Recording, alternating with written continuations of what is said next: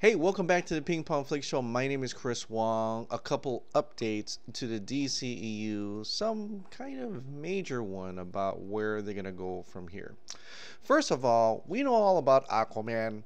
Aquaman made over $1.3 billion globally. It has been a complete success. Amazing, amazing stuff.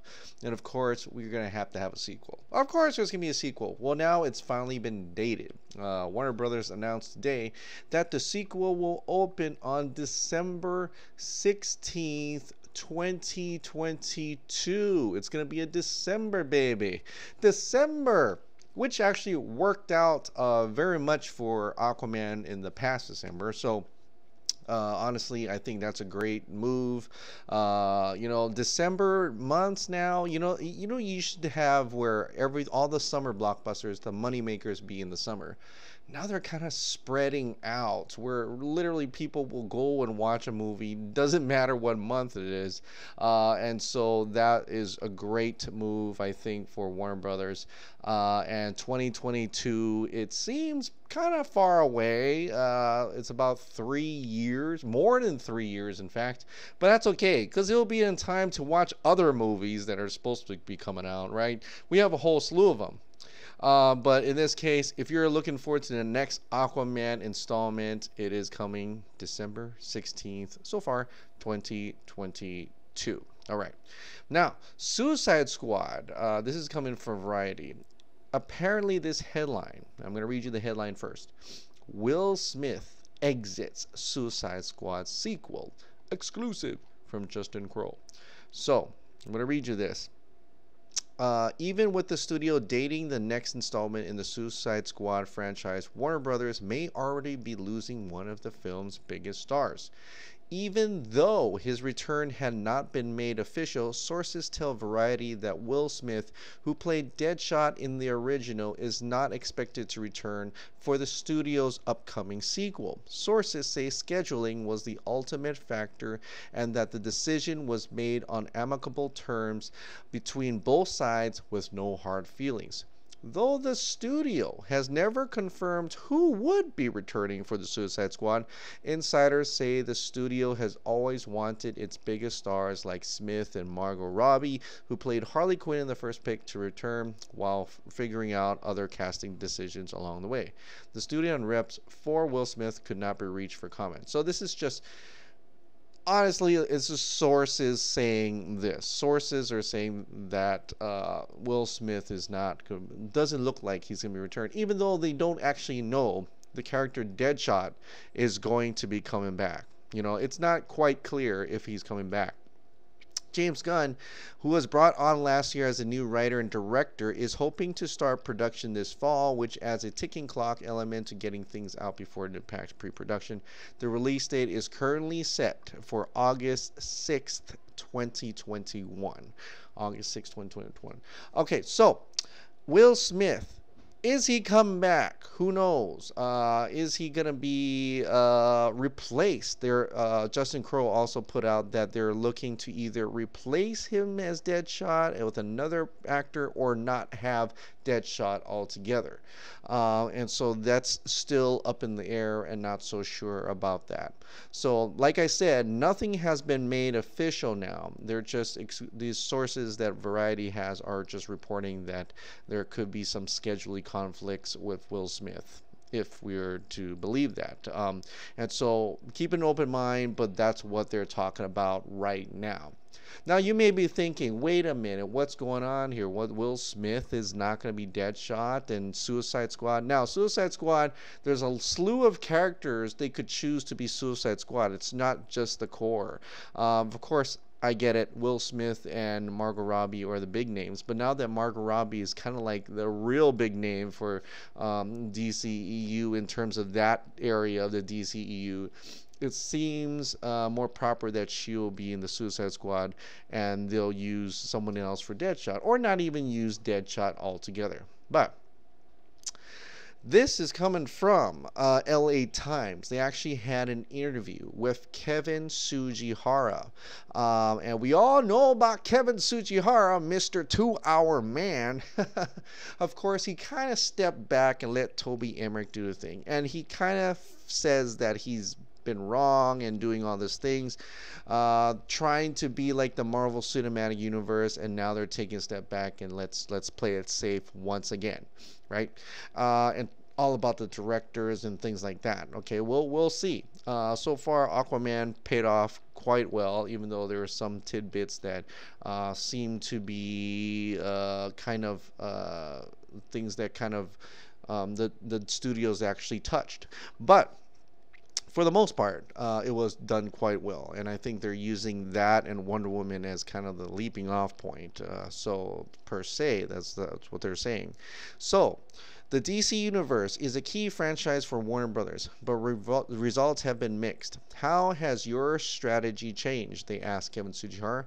Kevin Sugihara says, the upcoming slate with Shazam, Joker, Wonder Woman 1984, and Birds of Prey feels like we're on the right track. We have the right people in the right jobs working on it. The universe isn't as connected as we thought it was going to be 5 years ago. You're seeing much more focus on individual experiences around individual characters. That's not to say we won't at some point come back to that notion of a more connected universe, but feels like that's the right strategy for us right now. He goes on to say what finally clicked. What Patty Jenkins did on Wonder Woman illustrated to us what you could do with these characters who are not Batman and Superman. Obviously, we want to get those two in the right place, and we want strong movies around Batman and Superman. But Aquaman is a perfect example of what we can do. They're each unique, and the tone's different in each movie. So, coming off of this, it's no secret they're gonna go more standalone. They're gonna go more not connected, even to the point that they don't even care maybe that some characters or no characters return. This is a good thing now for directors. This is a good thing for that creative freedom that Warner Bros. Has been preaching this whole time. So this is good. If Zack Snyder was there, that would have been really great. But Zack Snyder's not here, and so all these other directors will benefit from this new plan because they're not thinking about interconnectivity. They're doing exactly what people have been saying they want them to do. Don't be like Marvel. Don't be like the Marvel Cinematic Universe. Do your own thing. And so they are doing it. They're making these little, not independent, but what I'm talking about, and these little solo type films. They're not really connected to each other. They're part of a bigger world, yes, but they're not connected to each other in that type of chapter 1, chapter 2 storytelling, episode 1, episode 2 kind of storytelling. They're not going to think about that. They're not worried about that. They want to make movies that the stories are right, and the everything, the plot's right. They want to make that. And I'm glad they're actually still thinking about Batman Superman. I mean, I feel like they've tried to push it aside, but it looks like they want to get these two in the right place. They want strong movies around Batman and Superman. And so maybe they're doing all these other characters first, and they'll need the big honchos, Batman and Superman, to bring it up. Now, I noticed he said you could do these who are not Batman and Superman, but they're going to do the Matt Reeves Batman. He doesn't say it here, which I feel is interesting and compelling. I wonder how far along is the Batman, if at all. So they haven't commented on it, or he hasn't commented on it, but he has commented on the things that he feels worked, Wonder Woman and Aquaman being them.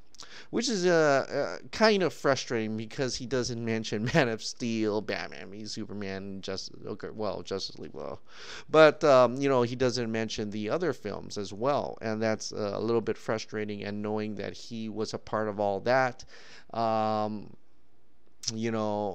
can see them not moving that way in the future, even though they're not talking about Matt Reeves, the Batman.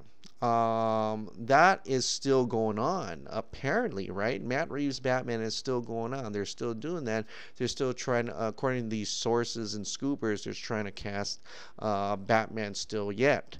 And Marvel Blez put out a real nice tease, and it's from yesterday though, and it's just a picture of Armie Hammer as the Batman, and which he looks really good, by the way, really great as Batman in this picture.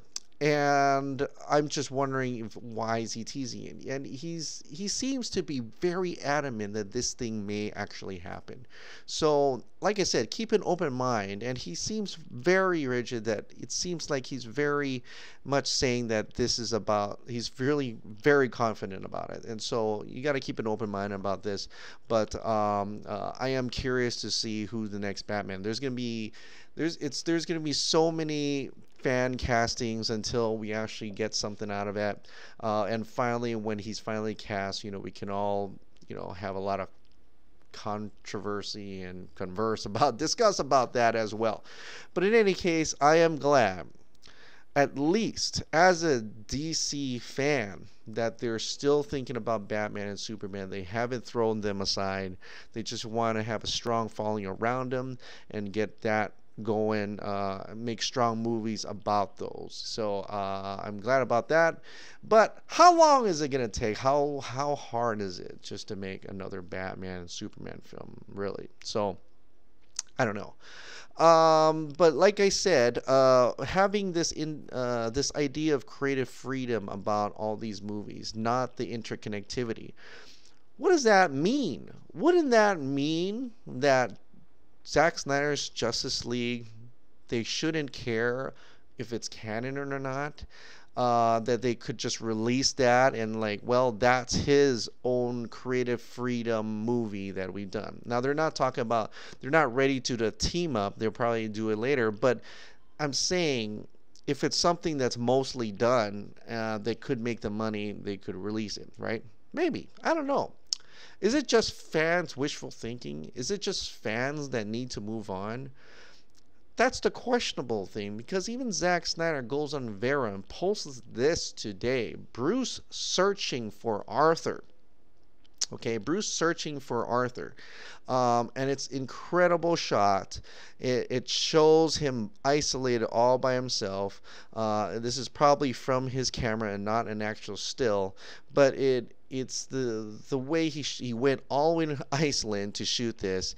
It's not CG or anything. He was on location, and it's great. And a lot of people say it kind of reminds him of Seven Samurai, and I guess it does. It does. Like that one samurai, I forgot his name, but he was the one searching for the others, right? Or kind of like maybe Magnificent Seven, like Yul Brynner's character, he's searching for the other cowboys and things like that. So it has that type of thing, and that's what he was trying to go for, that whole Seven Samurai. Justice League. Justice League is represented almost like Seven Samurai. They were going to have the part 1 and part 2, and now we've realized there was also a part 3.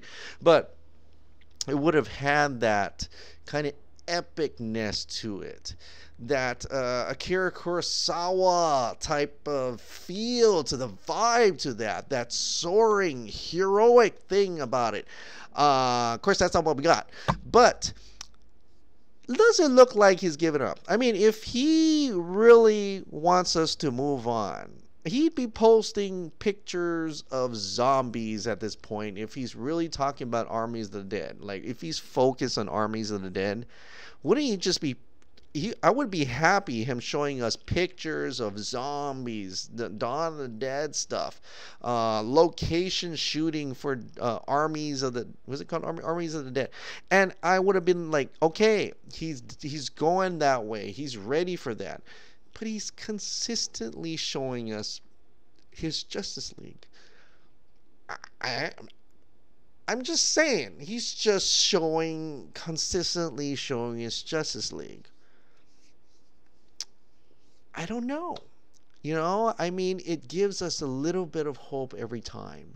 And every time he does this, he just makes us yearn for his cut just a little bit more.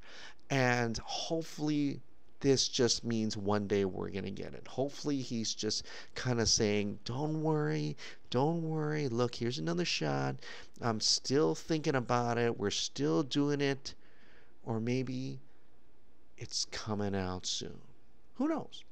All right, guys. Well, keep an open mind about that. And at the same time, you could be excited for the Snyder Cut and be excited for what DC has to offer in the way of what other people's vision for those characters and seeing what else will come out. I can't wait to watch a Green Lantern movie. I can't wait to watch a... Well, we had a Green Lantern movie, but another Green Lantern movie. I can't wait to watch a Flash movie, a Cyborg movie, if that ever comes out. Batgirl, Birds of Prey, all these Shazam, all these different takes. It's like being it's like going to Blockbuster, but everything is loaded with comic book movies. It's like going to the comic store and taking a comic out. It's written and drawn by somebody else, but it has its own story. That's what excites me about DC films, because I'm a huge DC fan. I'm a DC boy. I'm a DC shill. You can call me that. It's okay. I won't get mad. I would agree with you. but I think this is exciting times. And like I said, I'm excited for the future. I hope to get the Snyder Cut as well. And I'm just excited in general. I'm just very optimistic about everything. All right, guys. Well, that is it. Thank you so much for subscribing. Thank you so much for watching. I'll see you next time.